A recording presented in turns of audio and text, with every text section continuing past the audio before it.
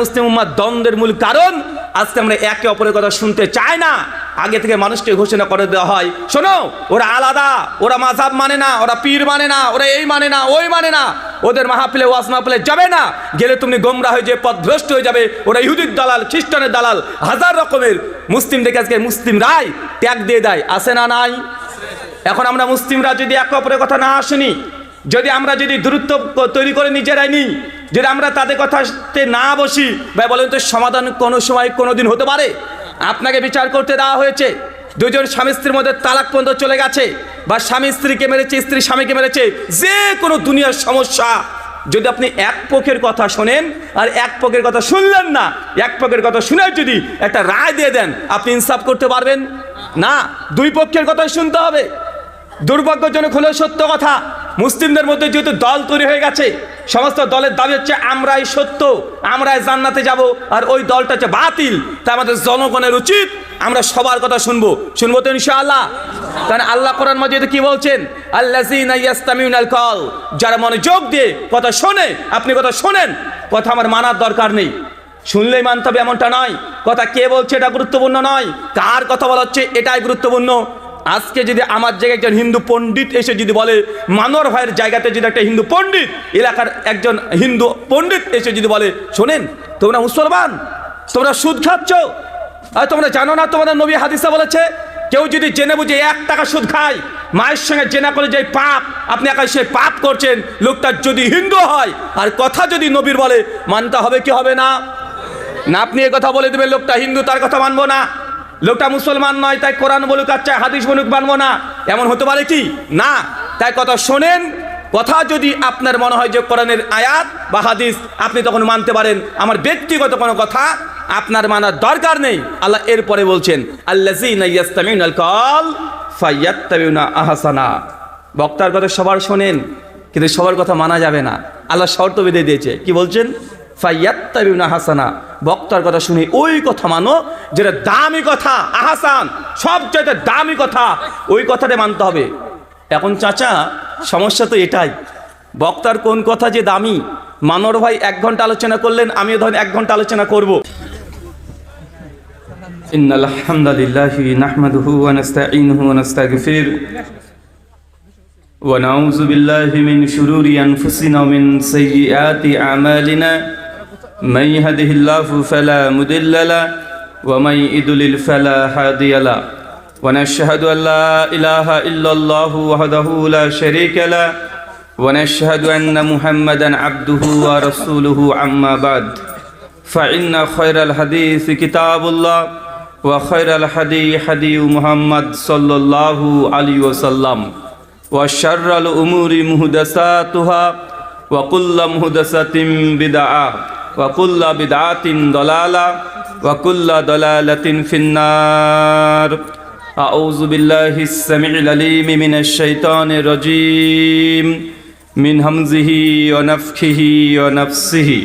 ইয়া আইয়ুহান নাসু ইত্তাকু রাব্বাকুমুল্লাযী খালাকাকুম মিন নাফসিন ওয়াহিদা ওয়া খালাকা মিনহা যাওজাহা ওয়া বাসসা মিনহুমা রিজালান কাসীরান ওয়া নিসাআ ওয়াত্তাকুল্লাহাল্লাযী তাসাআলুনা বিহি ওয়াল আরহাম ইন্নাল্লাহা কানা আলাইকুম রাকীবা। ইয়া আইয়ুহাল্লাযীনা আমানু ইত্তাকুল্লাহ ওয়া কুলু কাওলান সাদীদা ইউসলিহ লাকুম আমালাকুম ইয়াগফির লাকুম যুনুবাকুম ওয়া মান ইউতিল্লাহা ওয়া রাসূলাহু ফাকাদ ফাযা ফাওজান আযীমা। ক্বালা রাব্বি ইশরাহ লি সাদরি ওয়া ইয়াসসির লি আমরি ওয়াহলুল উকদাতাম মিন লিসানি ইয়াফকাহু কওলি রব্বি জিদনি ইলমা ওয়া জিদনি ফাহমা। সমস্ত প্রশংসা সেই মহান সত্তা আল্লাহ সুবহানাহু ওয়া তাআলার জন্য, যিনি আমাদের সৃষ্টি করেছেন। শুধু সৃষ্টি করেননি, এই পৃথিবীতে সহস্র কোটি মাখলুকাত সৃষ্টি করার পরেও যিনি আমাদের ঈমান দিয়ে পূর্ণতা দান করেছেন, সেই মহান সত্তা আল্লাহ সুবহানাহু ওয়া তাআলার সংক্ষিপ্ত শুকরের সুজুদ আদায় করি তার নিজেরই শেখানো ভাষা দিয়ে। সকলে এক বাক্যে পড়ি আলহামদুলিল্লাহ। মুনিরচর হিফজুল কোরআন মাদ্রাসার উন্নতি কল্পে এবং পরিচালনায় আজ 28 জানুয়ারি 2026 আজকের এই আজিমুশান ওয়াজ মাহফিল, আজকের এই আলোচনা সভাটিকে সফল করার জন্য যারা সার্বিক দিক দিয়ে সাহায্য এবং সহযোগিতা করেছেন তাদের প্রত্যেকের নাম স্বতন্ত্রভাবে নিয়ে শুকরিয়া আদায় করা সম্ভব নয়। তারপরেও যারা অর্থ, শ্রম, অক্লান্ত পরিশ্রম, দোয়া এবং পরামর্শ দিয়ে সহযোগিতা করেছেন, পাশাপাশি দূর দূরান্ত থেকে যেসব দিনী ভাই এবং বোনের আলোচনা শ্রবণের উদ্দেশ্যে একত্রিত হয়েছেন, এই মুহূর্ত অবস্থায় যারা সোশ্যাল মিডিয়া প্ল্যাটফর্মে লাইভ আমাদেরকে দেখছেন অথবা পরবর্তী সময়তে রেকর্ডেড ভিডিও দেখবেন, আল্লাহ সুবহানাহু ওয়া তাআলা তুমি তাদের প্রত্যেকের নেক নিয়াত এবং নেক আমলগুলোকে কবুল করে নাও, সকলে পড়ি আমিন। মহান সত্য আল্লাহ সুবহানাহু ওয়া তাআলার কাছে দোয়া, এই প্রার্থনা, আল্লাহ সুবহানাহু ওয়া তাআলা আমরা মানুষ, আমরা কম বেশি ছোট বড় ভুল ত্রুটি বিচ্যুতি গুনাহ পাপ অন্যায় করে থাকি। আজকের এই আলোচনা সভার ওসিলায় আমাদের পেছনের ছোট ছোট গুনাহগুলোকে তুমি ক্ষমা করে দাও, সকলে পড়ি আমিন। সম্মানিত সুধী, বাদ মাগরিব থেকেই বিভিন্ন আলোচক তারা পবিত্র কোরআনুল কারীম এবং হাদিসে মুবারাকা থেকে অনেক গুরুত্বপূর্ণ আলোচনা আপনাদের সামনে পেশ করেছেন। আজকের এই আলোচনা সভার অন্তিম লগ্নে আপনাদের সামনে উপস্থিত হয়েছি একটি নির্দিষ্ট বিষয়ের উপরে বর্তমানে প্রেক্ষাপটকে সামনে রেখে কিছু কথা বলার উদ্দেশ্যে। আজকে যে বিষয়ে গুরুত্বপূর্ণ আলোচনা হবে, আলোচ্য বিষয় মুসলিম উম্মার অনেকর কারণ। কি বললাম, কথা বলেন, আপনারা বলেন আলোচ্য বিষয় কি বলেছি? এখনো শুনতে পাইনি, আরো জোরে বলেন। মুসলিম উম্মার অনেকর কারণ, মতভেদ, মত পার্থক্য, ইখতিলাফ, দ্বন্দ্ব, সমস্যা, এগুলো কেন হয়? এটা নির্মম এবং করুণ সত্য কথা এটাই যে গোটা বিশ্ব জগতে আমরা মুসলিম জাতি প্রায় সংখ্যাতে 180 কোটি। আমরা গোটা বিশ্ব জগতে মুসলিমদের সংখ্যায় মোটে কম নয়। তারপরে গোটা বিশ্ব জগতে যে মানুষগুলো ধর্মের কারণে মার খায় সেটা পৃথিবীর অন্য কোনো জাতি নয়, অন্য কোনো ধর্মের অনুসারী নয়। দুর্ভাগ্যজনক হলো এই সত্য কথা, আমরা মুসলিম জাতি, শুধু মুসলমান, এই পরিচয়ের জন্য আমরা মার খাই। খাই কি খাই না? আমরা খাচ্ছি। এটা আমাদেরকে বাস্তবতা আপনাকে সামনে প্রমাণ পেশ করা দরকার নেই। কেউ যদি নাস্তিক হয়ে যায়, অ্যাথিস্ট হয়ে যায়, মুসলিম ঘর থেকে দেখবেন এক শ্রেণীর মানুষ আছে তাদেরকে কোলে তুলে তাদের যত সমস্যা আছে সব সমাধান করে দেয়। কেউ যদি ইসলামের বিরুদ্ধে কথা বলে দেখবেন এক শ্রেণীর মানুষের কাছে তারা একদম সিংহাসনে বসার মতো তারা মুকুট পরিয়ে দিয়ে তাদেরকে সামনে ফোকাস করাচ্ছে না। পৃথিবীর কোনো ধর্মের অনুসারীকে দেবেন এইভাবে নির্যাতন করে না। কিন্তু আমরা মুসলমান, এই ভারতবর্ষের আমরা ভূখণ্ডে জন্মগ্রহণ করেছি, তারপরেও আজকে ভারতবর্ষে মুসলমান কি অবস্থা এটা আমাদের বলার প্রয়োজন নেই। অথচ এই দেশটাতে আমরা 800 বছর ক্ষমতায় ছিলাম। কত বছর? একটা দুইটা বছর নয়, 800 বছর। পৃথিবীর কোনো সভ্যতায় এত লং টাইম কেউ ক্ষমতাকে ধরে রাখতে পারেনি। কারণ মানুষ যদি জুলুম করে এত দীর্ঘ সময় ধরে মানুষ ক্ষমতা টিকিয়ে রাখতে পারে না। তার জ্বলন্ত উদাহরণ আমাদের ভারতবর্ষে মুসলমানদের কাছ থেকে যারা ক্ষমতা কেড়ে নিয়েছিল তা হচ্ছে ব্রিটিশ, ইংরেজ। তারা বেশি দিন ক্ষমতা টিকে রাখতে পারেনি। কেন?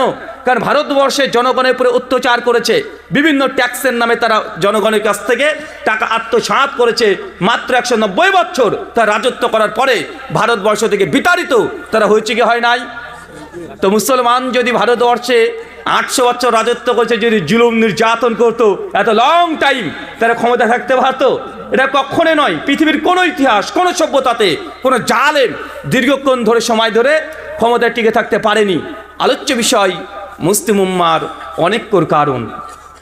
আলোচনা হতে পারত যে মুসলিম উম্মার ঐক্যের পথ এবং পন্থা, এবং আমরা এটা প্রায় আলোচনা করি। বই লিখনি হাজার হাজার পেয়ে যাবেন যে মুসলিম উম্মা কিভাবে ঐক্যের পথে আসতে পারে। কিন্তু আমি আলোচনা করি একটু উল্টো দিক থেকে। কারণ উল্টো দিক থেকে যতক্ষণ আমরা আলোচনা না করব এই গোটা মুসলিম উম্মা একটা জায়গাতে আজকে আসতে পারবে না। গোটা বিশ্ব জগতে মুসলিম জাতি আজকে নির্যাতিত, নিষ্পেষিত, লাঞ্ছিত, বঞ্চিত, পদদলিত।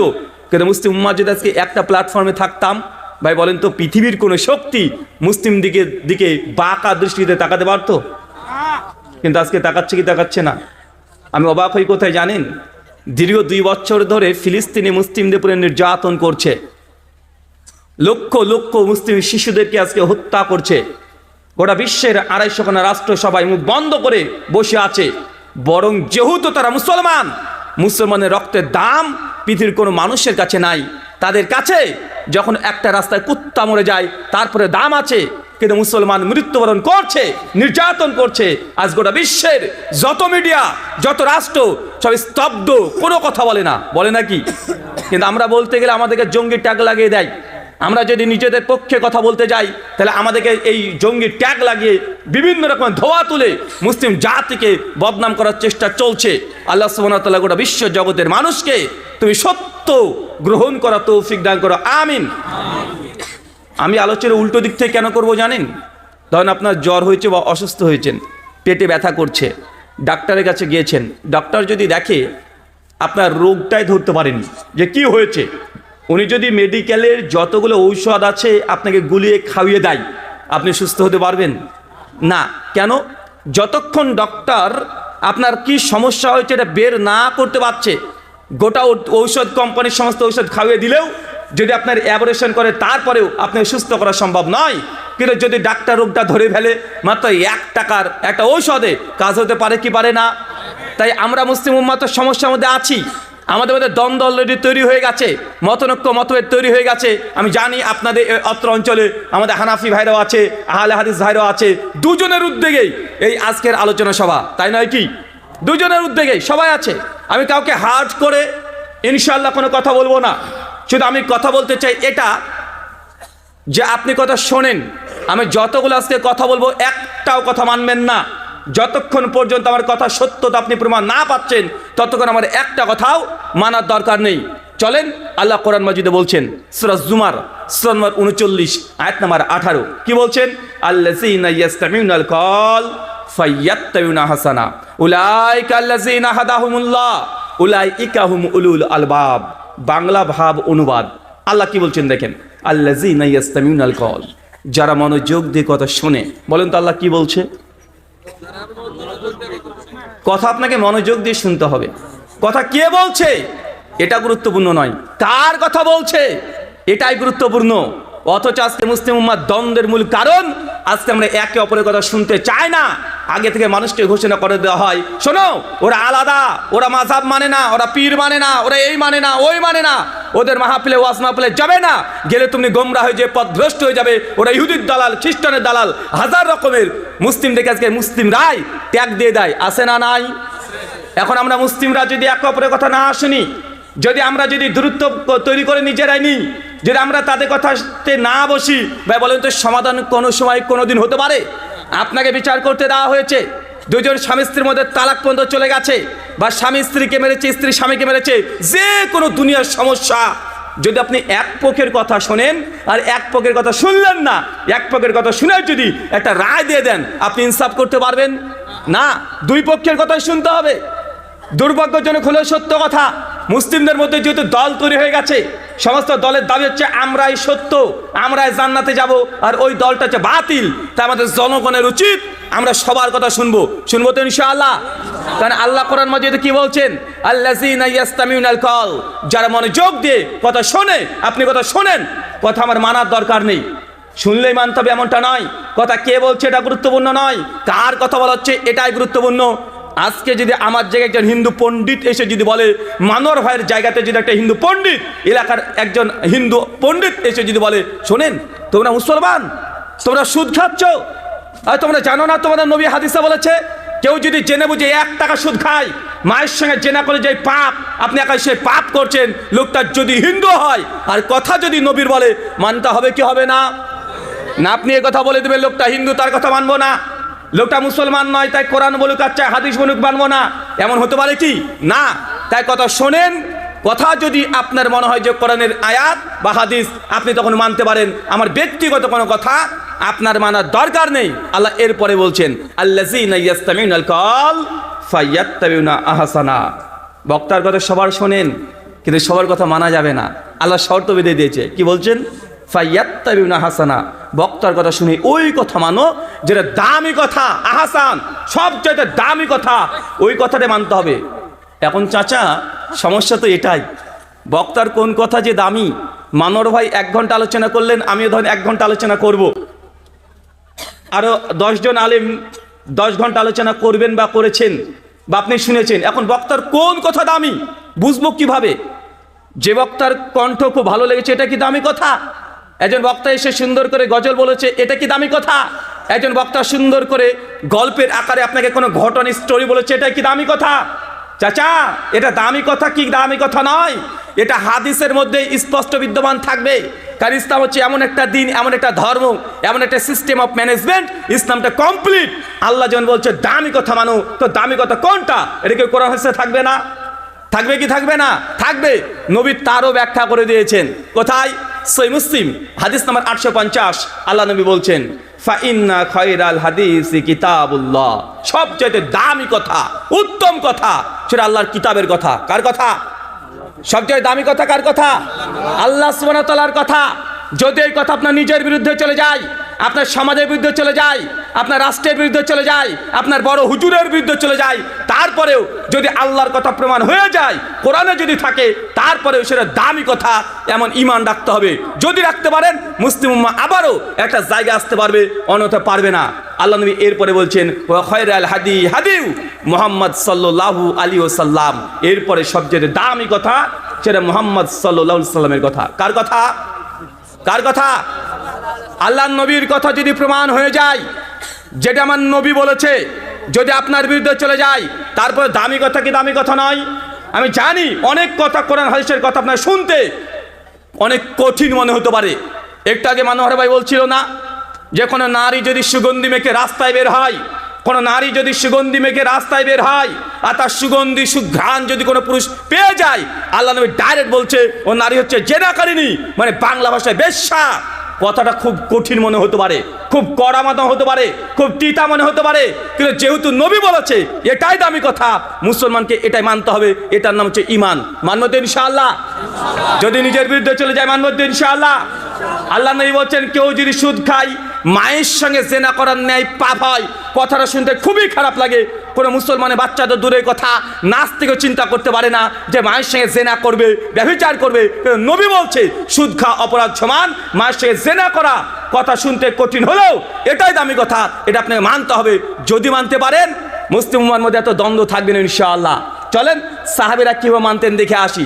সহিহ বুখারী খুলে দেখেন, হাদিস নাম্বার 4716, সুনান তিরমিজি হাদিস নাম্বার 2082, সহিহ মুসলিম হাদিস নাম্বার 2117। আল্লাহ নবীর একজন সাহাবী নবীর কাছে এসে বলছে, ইয়া রাসূলুল্লাহ, আমার ভাইয়ের পেটে খুব ব্যথা, খুব যন্ত্রণা, তো আপনি কিছু পরামর্শ দেন। তা আল্লাহ নবী তখন বলছেন, যাও তোমার ভাইকে মধু খাওয়াও। কি? মধু, হানি। তো গিয়ে ভাইকে আচ্ছা করে হানি খাইয়েছে, মধু খাইয়ে দিয়েছে। পরের দিন এসে বলছে, ইয়া রাসূলুল্লাহ, আমার ভাইকে তো মধু খাওয়ানোর পরে ওর অসুস্থতা আরো বেড়ে গেছে, আরো খারাপ হয়ে গেছে। নবী তখন বলছে, যাও তোমার ভাইকে আরো মধু খাওয়াও।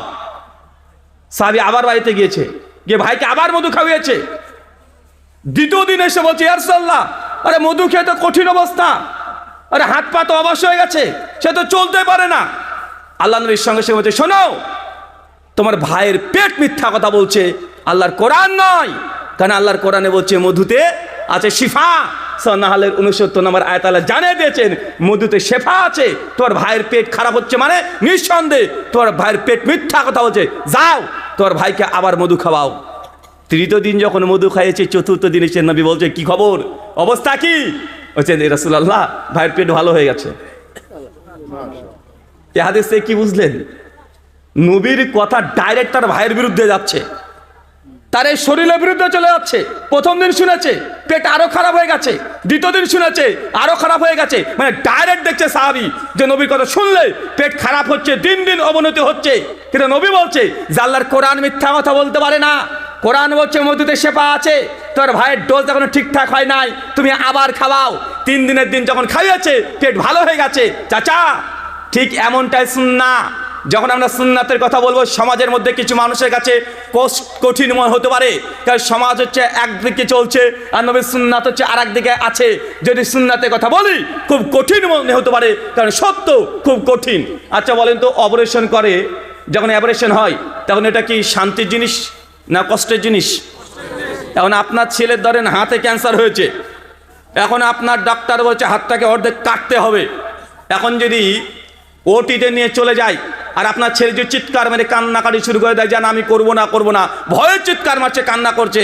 এখন আপনি বাপ যদি দরদ দেখে ডাক্তারকে বলেন যে আমার ছেলের অপারেশন করার দরকার নেই, ভাই বলুন তো আপনার ছেলে সুস্থ হবে?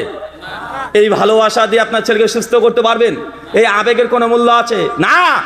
যতক্ষণ আপনার ছেলে চিৎকার না করছে জেনে রাখবেন ততক্ষণ পর্যন্ত সমাধান সম্ভব নয়, সুস্থতা সম্ভব নয়। বাচ্চা যখন দুনিয়াতে আসে ডাক্তার দেবেন তার পিঠে জোরে জোরে থাবা মারে, যতক্ষণ চিৎকার না মারে ততক্ষণ বাচ্চাকে থাবা মারতেই যায়।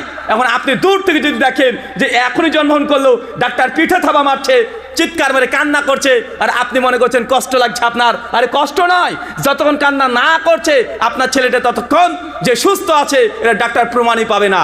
তাই সমাজকে যদি চিকিৎসা করতে হয়, গোটা সমাজ যখন আর্সেনিকে যুক্ত হয়ে গেছে, ব্যাকটেরিয়া ভাইরাসে যুক্ত হয়ে গেছে, এই সমাজকে যদি ট্রিটমেন্ট করতে হয় কিছু মানুষের একটু কষ্ট হতে পারে, কিন্তু কষ্ট হলেও একটু ধৈর্য ধারণ করেন। আমার কোনো কথা আপনার মানার দরকার নেই, প্রয়োজন নেই।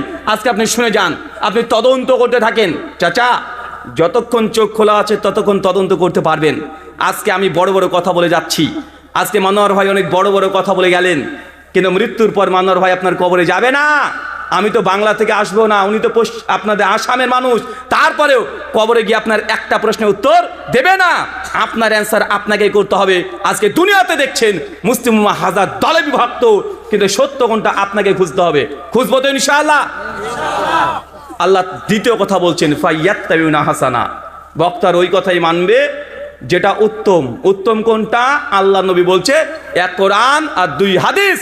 এরপর আল্লাহ সুবহানাহু ওয়া তাআলা কোরআনে জানাচ্ছেন উলাইকা আল্লাযিনা হাদাহুমুল্লাহ, যারা এরকম হৃদয়কে উন্মুক্ত রেখেছে, শোনে, ধৈর্য আছে শোনার পরে সত্যটাকে মানার মতো হৃদয়কে উন্মুক্ত রেখে দিয়েছে। আল্লাহ বলছে মূলত আমি তাদেরকে হেদায়েত দিই। হেদায়েত কাকে দেয়? যার শোনার মতো ক্ষমতা আছে আর যার মানার মতো হৃদয় থেকে উন্মুক্ত রেখে দিয়েছে, তালাবাদ্য করেনি, গোরামি করেনি, আল্লাহ তাদেরকে হেদায়েত দেন। আল্লাহ যাকে থেকে হেদায়েত দেয় না। বলেন তো আল্লাহ আবু জাহেলকে হেদায়েত দিতে পারতেন কি পারতেন না? আবুল আহাবকে হেদায়েত দিতে পারতেন কি পারতেন না? উদবা সাইবা ফিরাউনকে হেদায়েত দিতে পারতেন কি পারতেন না? আল্লাহর কাছে কি হেদায়েতের অভাব ছিল? না। কিন্তু আল্লাহ দেয়নি কেন? কারণ তারা হেদায়েত চায় নাই। আরে আবু জাহেল তো আল্লাহ নবী কোরআন পাঠ করলে সে তার সঙ্গীদেরকে বেঁধে রাখতো, খবরদার মুহাম্মদের মসজিদে কেউ যাবে না। এখন সে তো কোরআন শুনেনি, হেদায়েত পাবে কিভাবে? আমরা পাবো ইনশাআল্লাহ। আমরা হেদায়েতের আল্লাহ কাছে চাইবো তো ইনশাআল্লাহ। চলেন আমি কয়েকটা কারণ আপনাকে বলবো, রাত অনেক হয়ে গেছে, এরপরে প্রশ্নোত্তর আছে, আপনাদেরকে শুধুমাত্র বোঝানোর চেষ্টা করব মুসলিম উম্মাহর মতভেদের কারণ এত কেন। 1, উৎসগত ভিন্নতা। কি বললাম? উৎসগত ভিন্নতা বুঝেন? মানে আমরা ধর্মটা যে মানবো, কোথা থেকে মানবো? কোথা থেকে যে ধর্ম মানবো, আজকে আমরা এটা নিয়ে বিভ্রান্ত। গত 2 বছর আগে বাংলাদেশে ফরিদপুর বলে একটা জেলা আছে, তো আমি ওখানে প্রোগ্রামে গিয়েছি। তো আমি প্রোগ্রামে যাওয়ার আগেই কমিটি বলছে হয়তোবা আমাদের এই আলোচনা সভাটাকে আমরা সফল করতে পারবো না। আমি যে কেন? ওনারা তখন বলছেন যে আপনার বিরুদ্ধে অনেক থানাতে পিটিশন জমা দিয়েছে, যে ভারত থেকে বক্তা আসছে, ইনি সমাজের মধ্যে বিশৃঙ্খলা সৃষ্টি করবে, অপব্যাখ্যা করবে, অতএব ইনাকে বক্তব্য দেওয়া যাবে না। তা আমি তখন বললাম যে আচ্ছা ঠিক আছে, কোনো সমস্যা নেই। বলে অনেক অফিসারও এসেছে, পুলিশের গাড়িও এসেছে। আমি বললাম অফিসার সঙ্গে একটু কথা বলতে চাই। অফিসার আসলেন, আমার পাসপোর্ট দেখালাম, পাসপোর্ট শো করলাম, তিনি দেখলেন, দেখে তখন বলছে হুজুর আপনি আজকে আলোচনা করিয়েন না, এখানে বিশৃঙ্খলা হতে পারে। আমি তখন তাকে বললাম যে স্যার আমি দীর্ঘ অনেকক্ষণ ধরে এসেছি, সমস্যা কিছু নেই, আমি আলোচনা করব, খুব লম্বা সময় নয়, আমার আলোচনার পর একটা প্রশ্নোত্তর পর্ব থাকবে। যদি আমার আলোচনায় কোনো ভুল পাই, প্রশ্নোত্তরের মাধ্যমে যে কেউ আমার ভুলটা দলিল ভিত্তিক খণ্ডন করে দিতে পারে। আপনারা প্রেজেন্ট থাকেন, আমার দ্বারা কোনো ভুল হতে পারে কি পারে না? পারে কি পারে না? আর আমি তো মানুষের বাচ্চা, আমার দ্বারা ভুল হতে পারে। আল্লাহ বলছেন কুল্লু বানি আদম খাত্তাউন, প্রত্যেক আদম সন্তান সে ভুলকারী, তার দ্বারা ভুল হবে, ত্রুটি বিচ্যুতি হবে। সুনান তিরমিজি হাদিস না 2499, অবশ্যই হবে। আর যে বলে তার কোনো ভুল নেই, সে মানুষ না শয়তান? সে মানুষ না শয়তান? আরে আদমের বৈশিষ্ট্য, আদম সন্তানের বৈশিষ্ট্য ভুল করবে। আরে ভুল করি বলে তো আমি মানুষ, তা আমার আলোচনার মধ্যে ভুল হতে পারে কি পারে না?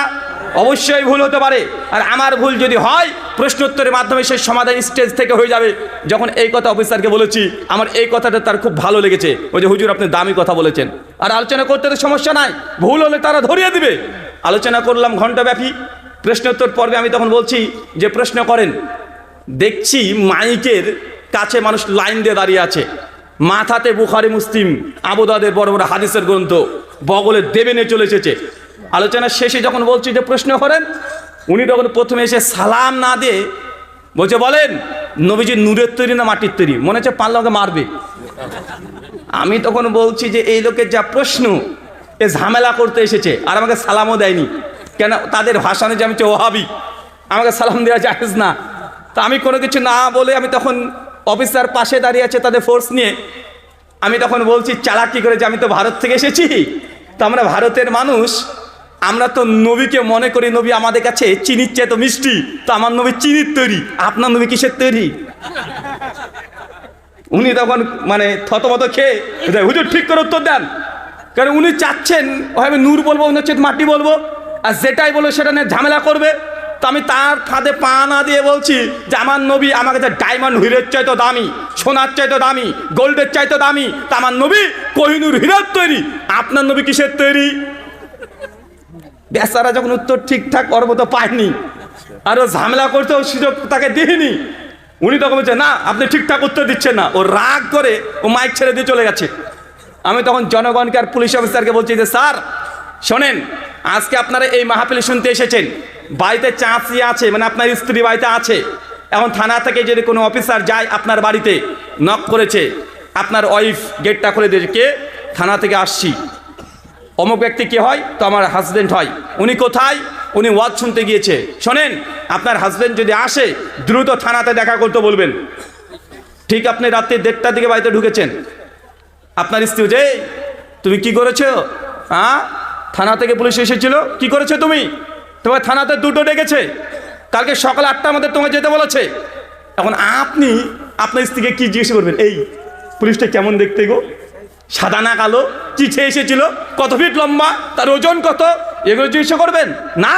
আরে আপনি তো জিজ্ঞাসা করবেন যে পুলিশ কেন এসেছিল, কি খেয়ে এসেছিল, কি পরে এসেছিল, কত ফিট লম্বা, এটা আমাদের জানার দরকার আছে, জানার দরকার আছে। আরে পুলিশ অফিসার কেন এসেছে এটা জানার দরকার আছে। আরে নবী কিসের তৈরি, উম্মা এটা নিয়ে মতভেদ করে মসজিদকে ভাগ করে ফেলেছে, মাদ্রাসাকে ভাগ করে ফেলেছে, কবরস্থানকে ভাগ করে ফেলেছে। কিন্তু নবী যে কেন আসলো, কোন সুন্নাত নিয়ে আসলো, তিনি মানুষকে কি দেখাতে এসেছে, আমরা আজকে সেগুলো আলোচনা না করে আমাদের আলোচনা নবী নূরের তৈরি না মাটির তৈরি না পাথরের তৈরি, এর মধ্যে সীমাবদ্ধ রেখে দিয়েছি। রেখেছি কি রাখি নাই? শোনেন, যেগুলো গুরুত্বপূর্ণ সেগুলো জায়গাতে আগে আসেন। আল্লাহ সুবহানাহু ওয়া তাআলা আমাদেরকে যেই জন্য এই পৃথিবীতে প্রেরণ করেছে, এর উদ্দেশ্য যতক্ষণ সফল না হচ্ছে ততক্ষণ সমাধান পাওয়া সম্ভব না। এখন জনগণের একটা প্রশ্ন, হুজুর আপনি এক কথা বললেন বুঝলাম, আর এক হুজুর আর এক কথা বলছে সেটাও বুঝলাম, আমরা তো সাধারণ জনগণ, কে যে ঠিক কে যে ভুল বুঝবো কিভাবে? আরে এক হুজুর বলছে জায়েজ, আর এক হুজুর বলছে না জায়েজ, তা আমরা তো জনগণ, আমরা কি করবো? ধরেন একটা উদাহরণ দিই, কেউ কষ্ট নেন না, আমি উদাহরণ দিচ্ছি বুঝার জন্য, আপনাকে জায়েজ না জায়েজ এই মাসালা দিতে আসছি না। যখন হুজুরদের মধ্যে দ্বন্দ্ব দেখছেন তখন আপনি কি করবেন? জনগণ বিপদে তো আপনি। ধরেন একদল বলছে সামনে শবে বরাত আসছে, আসছে কি আসছে না? একদল বলছে শবে বরাত পালন করতে হবে, রাত্রিবেলা নামাজ পড়তে হবে। আর এক দল বলছে যে না করা যাবে না। একজন বলছে মিলাদ করা মুস্তাহাব, করা জায়েজ, আরেক দল বলছে না না না এটা বেদাত, আরেক দল বলছে মুনাজাত জায়েজ, আজ বলছে না মুনাজাত বেদাত। সমাজে দুই ফতোয়া আছে না নাই? আছে না নাই? এখন আপনি কি করবেন দেখেন তো। এখন আপনি জনগণ দূর থেকে দেখছেন যে এই দলে আলেম, এই দলেও আলেম, যারা বলছে শবে বরাত মুনাজাত মিলাদ জায়েজ, এদের দলে বড় বড় আলেম 22 হাত 23 হাত পাগড়ি পরা আছে, একদম 3.5 হাত জুব্বা আর জিব্বা আছে, চিৎকার মেরে ফতোয়া দিতে পারে। আবার যারা বলছে নাজায়েজ বেদাত, এদের দলেও বড় বড় আলেম, এদের 22 হাত 24 হাত পাগড়ি, এরা মক্কা মদিনা থেকে পড়ে আসছে, এদের বুখারী 20 বছর ধরে নিজে পড়েছে, 40 বছর ধরে পড়াচ্ছে, এদের বড় বড় মাদ্রাসা আছে। তো দুই দলেই আলেম আছে, জুব্বা আছে, পাগড়ি আছে, আরবি ভাষায় দুজনই কথা বলতে পারে, জিব্বাও আছে। তো জনগণ আমরা তো বিপদে, আচ্ছা কি করবো বলেন? দেখুন দুই দলেই তো আলেম, কোন দলেই তো কম নাই, দুই দলে হাজার হাজার মাদ্রাসা। তো কোন আলেম যে ঠিক বলছে আমরা বুঝবো কিভাবে? সমাধান কি হবে? কি আর হবে? দুই দলের হুজুর দেখে ডাকেন, দাওয়াত দেন, গাছে টাঙান, বেধরক পেটান, সব ঠিক হয়ে যাবে। ঠিক হবে নাকি? আরে এটা করে তো সমাধান হবে না। আমি আপনাকে ছোট্ট একটা নিয়ম বলে দিই, দেখেন তো আমার এই নিয়মটা আপনার পছন্দ হচ্ছে কি না। ধরেন যে দলের হুজুররা বলছে মুনাজাত, মিলাদ, শবে বরাত আর বাকি যেগুলো নিয়ে মতভেদ হয়, সবগুলো নাম নিলাম না, এগুলোকে সবাই বলছে জায়েজ, মুস্তাহাব। মুস্তাহাব মানে করলে নেকি হয়, করলে কি হয়? মিলাদ করলে নেকি হয়, মুনাজাত করলে নেকি হয়, শবে বরাত পালন করলে নেকি হয়। আর একদল বলছে না বেদাত। আচ্ছা বেদাত করলে কি হয়? কুল্লু বিদাতুন দালালা, প্রত্যেক বেদাত হচ্ছে ভ্রষ্টতা, তার পরিণাম কি? জাহান্নাম। তার মানে এই হুজুরের ফতোয়া যদি ঠিক হয়ে যায় তাই জাহান্নাম, আর এই হুজুরের ফতোয়া যদি ঠিক হয়ে যায় তাই নেকি হচ্ছে। এখন দেখা যাচ্ছে আল্লাহর দরবারে যারা জায়েজ বলেছিল তাদের কথাই ঠিক, তাদের ফতোয়া ঠিক হয়ে গেছে আল্লাহর দরবারে। কেন আমরা তো জনগণ বুঝতে পারছি না, 1500 বছর ধরে এখনো এটা জায়েজ না না জায়েজ এই মাসলার সমাধান হতে পারেনি। উম্মত দলে দলে ভাগ হয়ে গেছে। মানে আল্লাহর দরবারে দেখছি যারা মিলাদ মুনাজাত শয়বাতকে জায়েজ বলেছে তাদের ফতোয়া ঠিক হয়ে গেল। তো চাচা যারা এতদিন ধরে মিলাদ মুনাজাত এগুলো করেছেন, তো আপনি কি করলেন? নেকি কামিয়েছেন। কি করেছেন? নেকি পেয়েছেন, লাখ লাখ নেকি অর্জন করে ফেলেছেন। নেকি আর নেকি, নেকিতে পালা দিয়ে ফেলেছেন যদি এই দলের হুজুরের ফতোয়া ঠিক হয়। কিন্তু যদি এই দলের হুজুরের ফতোয়া ঠিক হয়ে যায়, যদি এই দলে হুজুরের ফতোয়া ঠিক হয়ে যায়, আর আপনি তো জনগণ, আপনি কোরআন হাদিস কিছু বুঝেন না, আপনি আলিফ বা তাসা পর্যন্ত পড়তে পারেন না, আপনি তো বড় বড় বুখারী মুসলিম কোনোদিন চোখে দেখেননি, আপনি হুজুরের বক্তৃতা শুনে ইসলাম পালন করছেন। কিন্তু দুই দলে বড় বড় আলেম আছে, হুজুর আছে, যদি এই দলে হুজুরের ফতোয়া ঠিক হয়ে যায় তো আপনি লাখ লাখ মিলাদ মুনাজাত শবে করে আপনি নেকি পেয়েছেন। আর এই দলের হুজুরের ফতোয়া যদি ঠিক হয়ে যায় তাই ডাইরেক্ট কুল্লু বিদাতুন দালালা, প্রত্যেক বেদাত হচ্ছে ভ্রষ্টতা, তার শেষ পর্যন্ত জাহান্নাম। তো চাচা এই হুজুরের ফতোয়া ঠিক হলে কি পরিণাম আপনার? এখন আপনি বলেন আপনি কি করবেন? আপনি কি করবেন? আচ্ছা আপনার কি দরকার? চাচা ইসলামে নেকি করাটা কি গুরুত্বপূর্ণ না গুনাহ থেকে বেঁচে থাকাটা বেশি গুরুত্বপূর্ণ? আরে নেকি করাটা গুরুত্বপূর্ণ নয়, গুনাহ থেকে বাঁচাটাই গুরুত্বপূর্ণ। আপনি যদি নেকি পেতেই চান তাহলে হুজুরদের এই যেগুলো নিয়ে মতভেদ আছে এইসব জিনিস দিয়ে কেন আপনি ইবাদত করতে চাচ্ছেন? যদি আপনার নেকি দরকার হয়, সুনান তিরমিজি ফাজালে কোরআন হাদিস না 2910 আল্লাহ নবী বলেন কেউ যদি কোরআন মাজিদের আলিফ লাম মিম 3 হরফ পড়ে 3/30 নেকি। আপনার নেকি কত লাগবে? প্রতিদিন ফজরের পরে আপনি এক পারা করে কোরআন মাজিদ পড়েন, এক পারা না পারলে এক রুকু করে কোরআন মাজিদ পড়েন, নেকি কত লাগবে? আপনার ক্যালকুলেটর নেকি গণনা করে শেষ করতে পারবে না। আর কত নেকি চাই আপনার? আপনাকে কেন মুনাজাত করে নেকি নিতে হবে? কেন শবে বরাত পালন করে নেকি নিতে হবে? কেন আপনাকে এই জিগরকে বেদাত না সুন্নাত, বেদাত না মুস্তাহাব, এটা দ্বন্দ্ব আছে, ওই আমল আপনাকে কেন হতে হবে? নেকি আপনার কত লাগবে? নেকি চাই আপনার? সেই মুসলিম হাদিস না 263 নবী বলছেন কেউ যদি অজুর পর, চাচা কিসের পর? অজুর পর কেউ যদি এই কালেমা শাহাদাত একবার পাঠ করে নেয়, আশহাদু লা ইলাহা ইল্লাল্লাহু ওয়াহদাহু লা শারীকা লাহু, এই কালেমা যদি একবার কেউ পাঠ করে